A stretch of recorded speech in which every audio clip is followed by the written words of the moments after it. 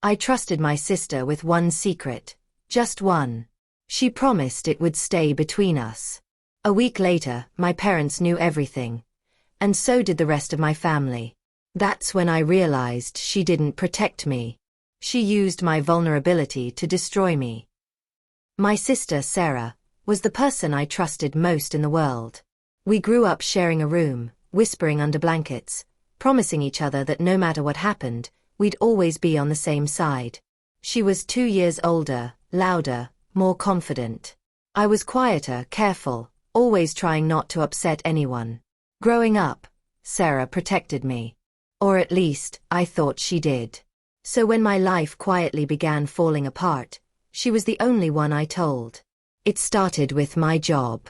I worked at a mid-sized firm and had spent years building my reputation. I wasn't flashy, but I was reliable. Then one mistake, one miscommunication that wasn't entirely my fault, put me under review. Nothing official yet, but the stress was unbearable. Around the same time, my engagement ended. Not dramatically. Just painfully. We realized we wanted different lives, and it broke me more than I expected. I didn't tell my parents. They already worried too much. I didn't tell friends. I didn't want pity. I told Sarah. We sat in her kitchen late one night, mugs of tea going cold. I told her everything. My fears about losing my job, how ashamed I felt, how I was barely holding myself together. She held my hands and said, "This stays between us. I promise." I believed her. A week later, my mother called me. Her voice was tight. "Is there something you want to tell us?" My stomach dropped. "About what?" She sighed. "Sarah says you're about to get fired. That your engagement ended because you're unstable. That we should be prepared." I couldn't breathe. I called Sarah immediately. "What did you tell Mom?" I asked. She sounded calm. Too calm. "I was just worried about you. They deserve to know." "That wasn't your secret to tell," I said, my voice shaking. She snapped back. "I was helping. You're always so dramatic." From that moment, everything unraveled. My parents stopped trusting me. Every conversation felt like an interrogation. My father started suggesting I lower my expectations. My mother kept offering unsolicited advice, as if I were already a failure.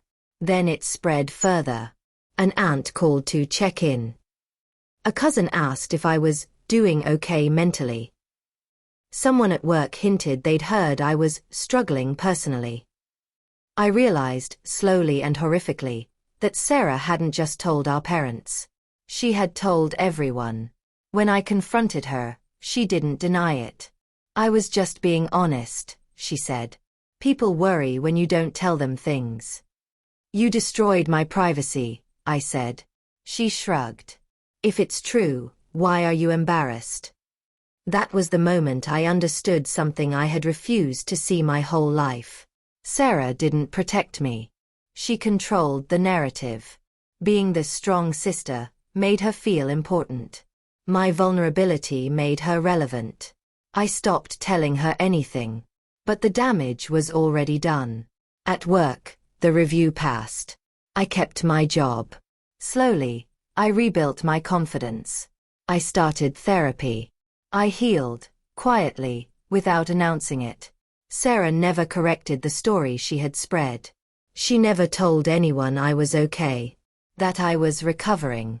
That I was stronger than before. Why would she? That wouldn't benefit her. Months later, at a family dinner, my mother praised Sarah for always being honest and looking out for the family. Sarah smiled. I looked at her and finally felt nothing. No anger. No sadness. Just clarity. I learned that trust isn't about blood. It's about behavior. I learned that not everyone who listens cares. And I learned this the hard way. Some people don't break your life by hating you. They do it by pretending to protect you, while quietly taking everything you trusted them with.